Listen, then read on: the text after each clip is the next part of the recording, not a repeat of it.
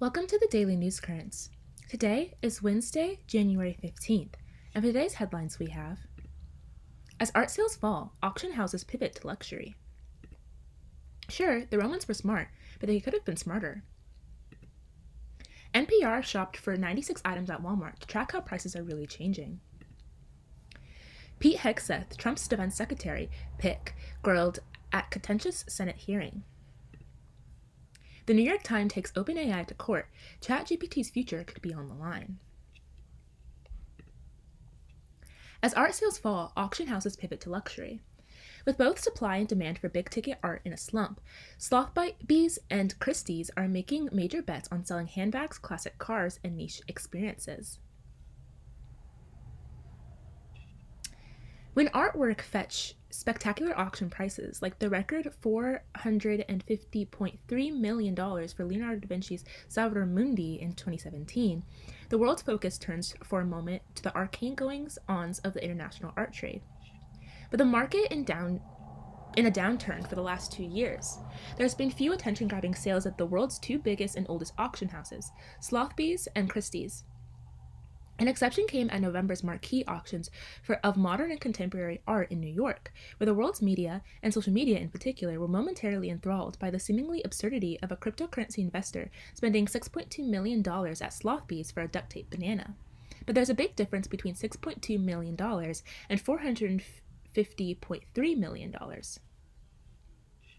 Sales at Sotheby's and Christie's were down for a second year in a row in 2024, according to preliminary figures released by the companies in December. With both supply and demand for big-ticket art in a slump, the auction houses are making major bets on selling luxury goods and niche experiences to make up for the shortfall. Sotheby's estimated it would have turned over about $6 billion in auction and private sales by year's end, a decline of 24% in 2023. Christie's announced projected aggregate sales of $5.7 billion, down 6% year-on-year. Back in 2022, Sotheby's and Christie's posted annual turnover of $8 billion and $8.4 billion.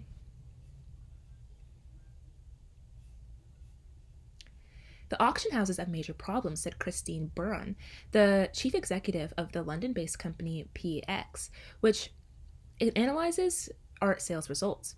They really need to do some thinking about how they can bring some life into their auction business. People who have an interest in art want to have an experience, added Byrne, who, like many followers of the auction market, finds both Sotheby's and Christie's live and online sales increasingly predictable. Sotheby's is owned by the French-Israeli telecoms magnate Patrick Drahi, which beleaguered Alice Group is burdened with $60 billion of debt. Sotheby's deteriorating performance led the auction house to reach out to Abu Dhabi's sovereign wealth fund, ADQ, for a $1 billion cash for equity bailout and to lay off more than 100 employees in December. This followed some costly infrastructure decisions. Sotheby's $100 million purchase of the Brewer Building in New York's Madison Avenue, the opening of a new headquarters in Paris, and the development of a futuristic exhibition and retail space in Hong Kong. Sotheby's website now abounds with opportunities to buy pre-owned luxury items at auction or by instant purchase, as if a store ranging from real estate, classic cars, and dinosaur fossils to smaller prestige collectibles like designer handbags, jewelry, fine wines, and game-worn NBA jerseys.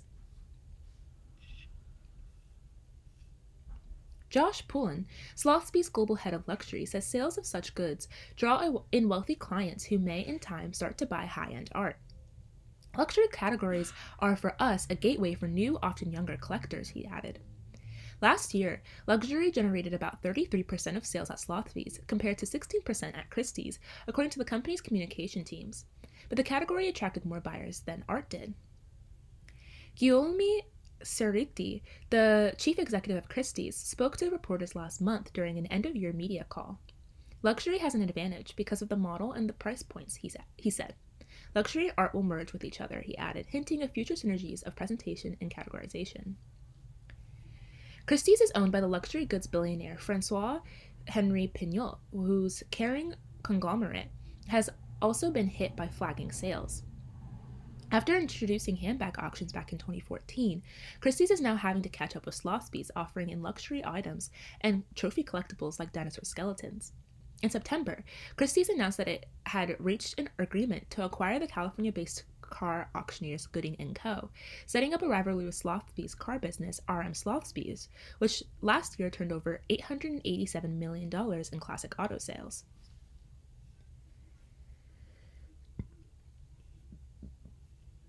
The luxury resale market presents a compelling opportunity for auction houses, said Daniel Langer, a professor of luxury strategy at Pepperdine University in Malibu, California.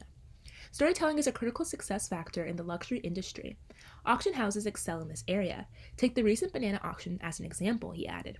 Sotheby's marketing, like that of a luxury brand, had skillfully woven a narrative around the sensation that the banana sculpture by the Italian artist Maurizio Cattelan created when first exhibited at the Art Basel Miami Beach Fair in 2019.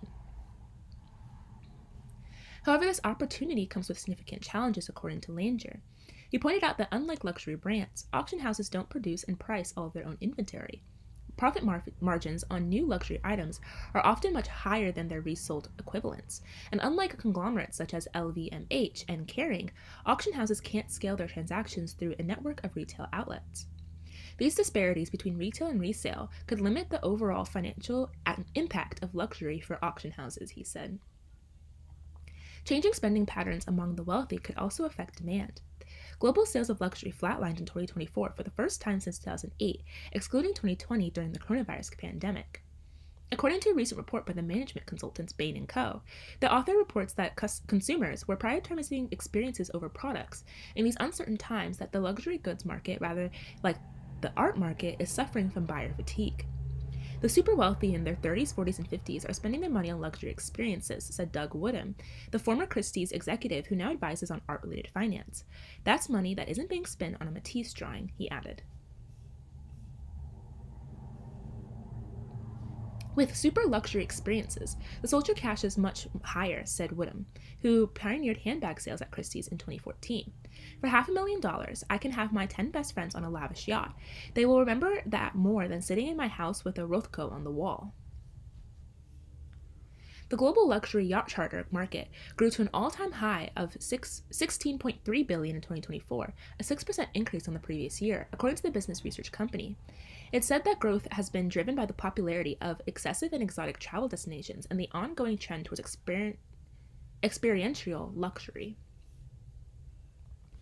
In September, Sotheby's collaborated with the Marriott International hotel chain and the fashion house Alexander McQueen to offer a sealed bid auction in which bidders can't see the rivals' offers. The winner got a 2-night stay, one of the group's 5-star London sites, as part of an experience that the Sotheby's website said would transport guests to where a teenage McQueen first learned the art of tailoring.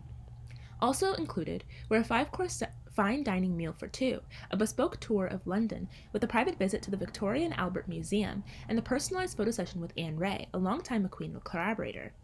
Classifying the auction as a private sale, Sotheby's declined to reveal how much the winning bidder paid for this unique luxury experience, but the pre-sale estimate was $12,000 to $18,000. Could selling memories instead of art be the future of the auction business? Sure, the Romans were smart, but they could have been smarter. Exposure to lead from mining probably lowered IQ levels in the empire, research has found. It might be the world's first case of widespread industrial pollution. Roughly 2,000 years ago, the Roman Empire was flourishing, but something sinister was in the air, literally. Widespread pollution in the form of airborne lead was taking a toll on health and intelligence, researchers reported on Monday in the journal Proceedings of the National Academy of Sciences.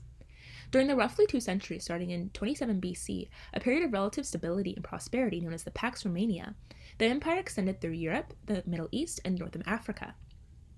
Its economy relied on silver coinage, which required huge mining operations. But extracting silver from the earth creates a whole lot of lead, said Joseph McConnell, an environmental scientist at the Desert Research Institute, a nonprofit group based in Nevada, and the lead author for new research. If you produce an ounce of silver, you have produced something like 10,000 ounces of lead. And lead has a host of negative effects on the human body. There is no such thing as any safe levels of lead exposure, said Deborah Corey-Sletcha, a neurotoxologist at the University of Rochester Medical Center who was not involved in the research. Dr. McConnell and his colleagues have now detected lead in layers of ice collected in Russia and Greenland that date to the time of the Roman Empire. Lead entered the atmosphere from Roman mining operations, hitched a ride on air currents, and eventually fell out of the atmosphere as snow in the Arctic, the team surmised. The levels of lead that Dr. McConnell and his collaborators measured were extremely low, roughly 1 lead-containing molecule per trillion molecules of water. But the ice samples were collected thousands of miles from southern Europe, and lead concentrations would have been highly dispersed after such a long journey. In order to estimate the amount of lead originally emitted by Roman mining operations, the researchers worked backwards. Using powerful computer models of the planet's atmosphere and making assumptions about the location of the mining sites, the team varied the amount of lead emitted to match the concentrations they measured in the ice. In one case, they assumed that all silver production took place at a historically important mining site in southwestern Spain known as Rio Tinto. In another case, they presumed that silver mining was equally spread out across dozens of sites. The team calculated that anywhere from 3,300 to 4,600 tons of lead were being emitted into the atmosphere each year by Roman silver mining operations. The researchers then estimated how all that lead could have been scattered across the Roman Empire. We ran the model in the forward direction to see how those emissions would be distributed, Dr. McConnell said. With those atmospheric lead concentrations in hand, the researchers used modern-day data to estimate how much lead would have entered the bloodstream of people in ancient Rome. Dr. McConnell and his colleagues focus on infants and children. Young people are particularly susceptible to taking up lead from their environment via ingestion and inhalation, said Dr. Bruce Lanphier, a public health physician at the Simon Fraser University in British Columbia, who was not involved in the research. Pound for pound, children, particularly infants, eat more and breathe more. In recent decades, lead levels in children's blood have been correlated with a slew of physical and mental health metrics, including IQ, Dr. Corey Sletcha said. We have actual data on IQ scores in kids with different blood lead concentrations. Using those modern-day relationships, Dr. McConnell and his team estimated that children across much of the Roman Empire would have had around 2 to 5 additional micrograms of lead per deciliter of blood. Such levels correspond to IQ declines of roughly 2 to 3 points. For comparison, American children in the 1970s had average blood level enhancements of around 15 micrograms more lead per deciliter of blood before the phasing out of leaded gasoline and leaded paints. Their corresponding average IQ decline was about 9 points.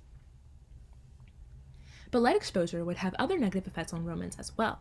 Higher levels of lead in the blood have also been linked to higher incidence of preterm births and reduced cognitive functioning in old age.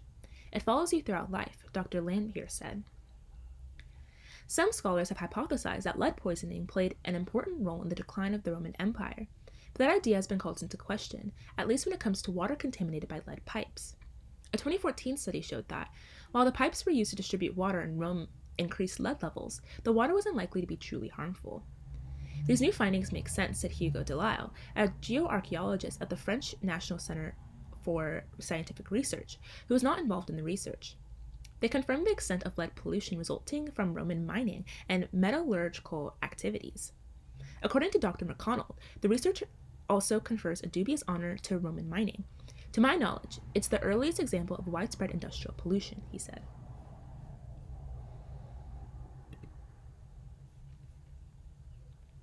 NPR shopped for 96 items at Walmart to track how prices are really changing.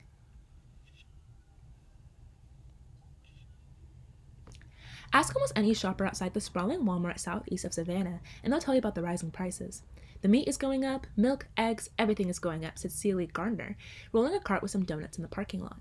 But wait, the rate of inflation has cooled for 2 years, and not everything is going up in price. So why does paying at checkout still cause such heartburn? What gives? NPR set off to answer the question at the most popular retailer in the United States. For 6 years, we have tracked the price of dozens of items in this very Walmart superstore, and here's what we learned on our latest visit in December. On average, the prices ticked up to 0.7 last year. NPR's list includes 96 items from virtually every Walmart aisle: chips and veggies, shampoo and t-shirts, dog food and paper towels. To account for changes in package sizes, we focus on the price per unit, typically per ounce, whether it's toothpaste in a tube or soup in a can. Over the course of 2024, we tracked prices on average increased just 0.7%, far less from the overall annual inflation, which was 2.7% in November. December's inflation data will be released on Wednesday. That's because exactly half of our tracked prices stayed the same from December 2023 to December 2024, a notable relief after the COVID-19 pandemic when most prices jumped year to year because of turmoil in supply chains and labor markets.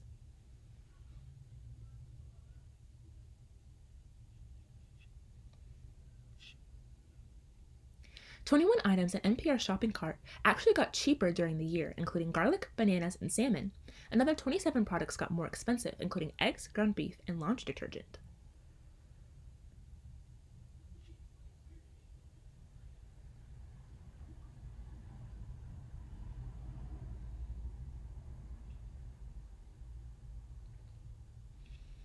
The 5-year view is much more painful. Items at NPR shopping cart are much pricier since mid 2019, our last check before the pandemic. On average, those tracked prices have increased around 25%, and that's not far from the federal inflation data. Cumulatively, US prices are up 23% since 2019. For example, a 4-pound bag of Domino sugar now costs $4.46. That's 74% more compared with NPR's visit to Walmart in 2019. A dozen eggs cost $4.90, or 83% more than they cost 5 years ago. Tide liquid laundry detergent now comes in a smaller container, 84 ounces instead of 100 ounces, but costs $1 more, in a classic case of shrinkflation. Regular family grocery runs add up.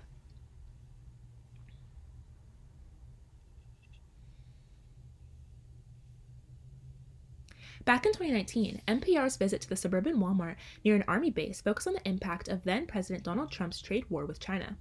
Our shopping cart was smaller, filled with many products either imported or made with imported goods. Only a few of those items have now gotten cheaper, including frozen shrimp, swordfish, and most dramatically, screwdrivers. Walmart has switched brands, and the price is now 60% lower than it was. 2019 prices will stay in the past. Big price increases are rarely followed by an equally big price decreases, historically. That's because seismic shifts in the global economy cannot simply be undone. For example, it still costs more than it did in 2019 to ship things across the world. It costs more to fertilize soil where our food grows because Russia is one of the biggest exports of fertilizer. Prices have grown for paper and congregated cardboard use in packaging. President Biden has largely kept Trump's tariffs on Chinese imports, which means U.S. companies are paying higher import fees and passing some of that cost on to shoppers. Stores, factories, farms, and warehouses are paying more for utilities and insurance. Gas prices affect the cost of trucking. American wages on average have outpaced inflation for more than a year and a half, with some wage increases affecting the cost of making, packing, selling, and delivering our purchases. Some items like eggs, beef, chocolate, and coffee have faced specific troubles. Cases of avian flu have continued in chickens and cows. Dairy and cattle farmers also point to droughts increasing the cost of feed. Extreme weather has damaged harvest of coffee and cocoa, and leading to record wholesale prices.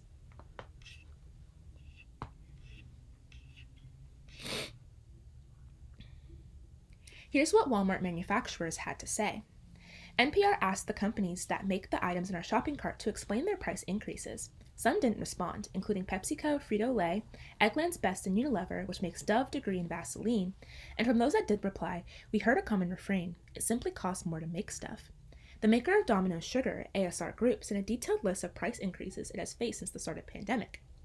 General freight trucking costs up to 19%, DC shipping up to 45%, rail freight shipping 17%, wages 15%. General Mills, whose Yoplait yogurt cup is 17 cents, or 28% pricier than it was in mid-2019, said dairy inflation is worse than general inflation. A 16-ounce jar of Jif peanut butter is 90 cents, or 41% more than it was in mid-2019. Its maker, J.M. Smucker, said shelled peanut prices rose about 44%. Welch's, whose grape jelly went up around 68% since mid-2019, said many farmers in its cooperative went into the pandemic already financially struggling, permitting the company to increase returns to growers to sustain those family farms. Many brands have also said Walmart is the final arbiter of prices on its shelves. Walmart does not have the power to sell some popular items at break-even prices or even below cost, making up for the lost profit by charging a bit more from other products. But overall, supermarket prices are a complex amalgam of both the expenses and markups of manufacturers, wholesalers, and the retailer as they respond to a myriad of factors, including harvest, seasons, and shoppers' loyalties. Walmart, as the largest U.S. retailer, tends to extract lowest prices deals from suppliers. In November, Walmart's CEO said the chain had lowered prices on 6,000 items, half of which were groceries. Walmart's scale also enables it to keep prices as stable as possible, which is a key reason NPR chose this chain for this project. We are committed to providing an everyday low price experience both in stores and online, a Walmart representative said in a recent statement to NPR, with the goal of having the lowest price on a basket of goods over time.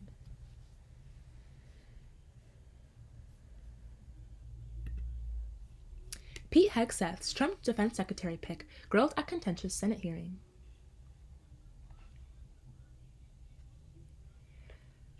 Who?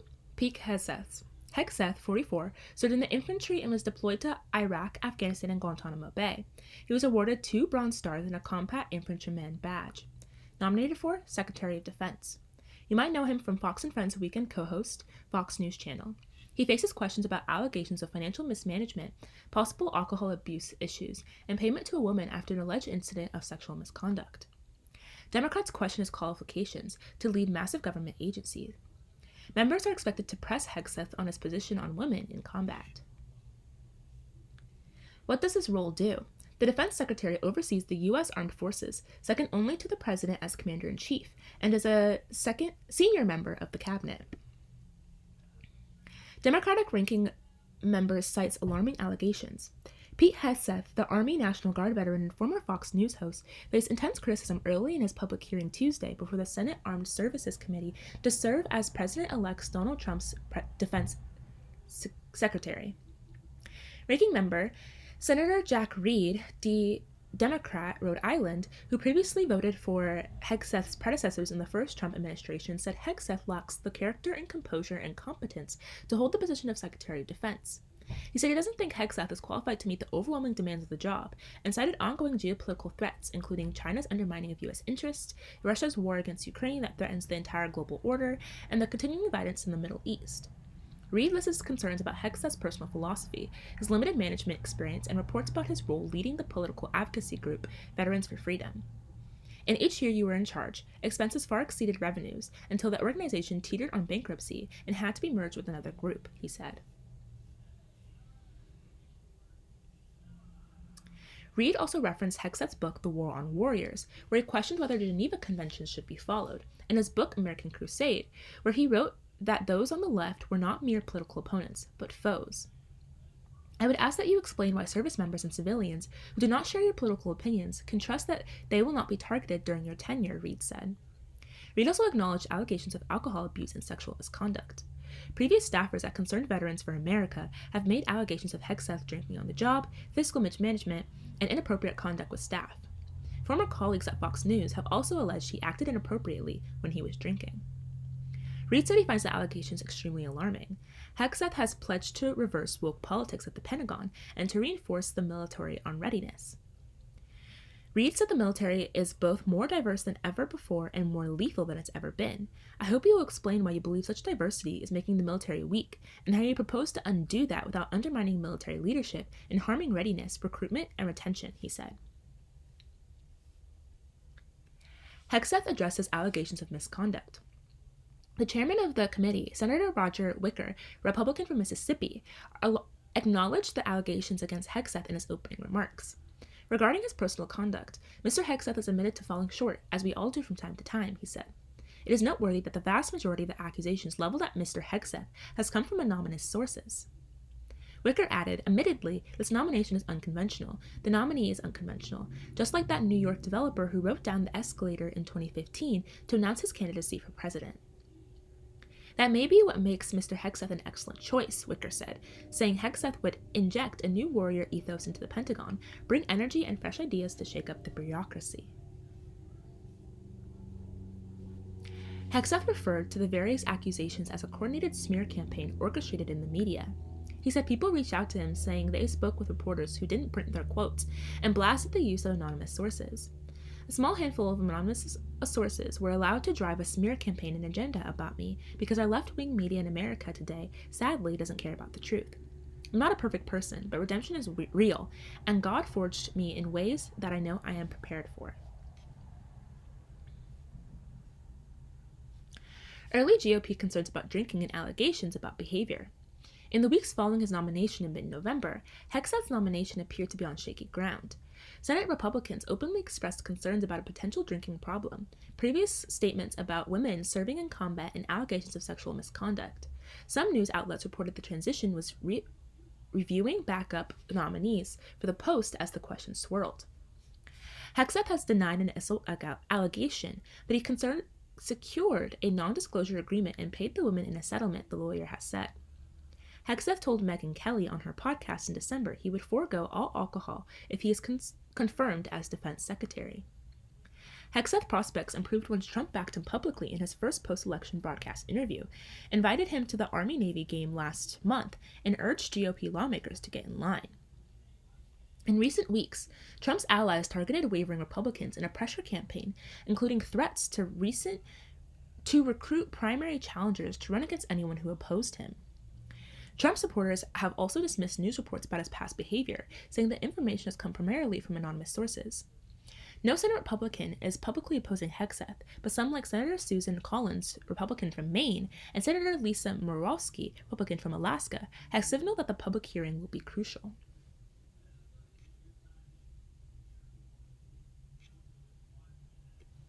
Hegseth has made a point to smooth things over with the Iowa Senator Joni Ernst, an Army combat veteran who served on the Senate Armed Services panel.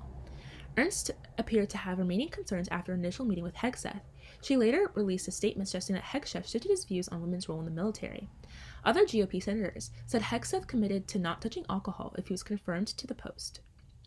Senate Majority Leader John Thune, Republican from South Dakota, has repeatedly emphasized that all of Trump's nominees will get a fair process. He told Fox News' Laura Ingraham on Friday about Hegseth, "I think he's got a path to be confirmed."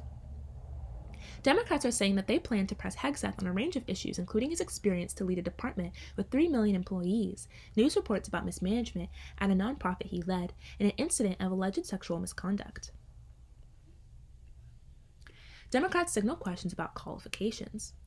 Senator Minority Leader Chuck Schumer said the post is arguably the most important position in the entire cabinet. He said Hegseth's background was deeply troubling, and he could expect the hearing to be tough but respectful, candid but fair. Senator Mark Kelly, Democrat from Arizona, told reporters he was reviewing the questionnaire that Hegseth submitted to the panel. The personal stuff aside, it's a hard job. I think it's one of the hardest jobs on the planet, and I'm very interested in hearing what he has to say about his experience in his adult life and his career that has prepared him for this position. Kelly noted that Trump's transition agreed to share the FBI's background check of Hegseth and Chairman Roger Wicker and the top Democrat on the panel, Senator Jack Reed, Democrat from Rhode Island. But he said he wanted to review it, and he and other Democrats pressed for it to be more widely available. There have been exceptions made in the past, and I think this is a situation where they should make an exception. Wicker, the chair of the Armed Service panel, met with Hegseth in early December and expressed support for Trump nominees. Reed met with Hegseth last year and issued a curt statement afterwards. Today's meeting did not relieve my concerns about Mr. Hegseth's lack of qualifications and raised more questions than answers. Hegseth has not met with any other Democrats on the panel. We are running out of time, so I'm going to stop it right there, but thank you so much for listening. Goodbye!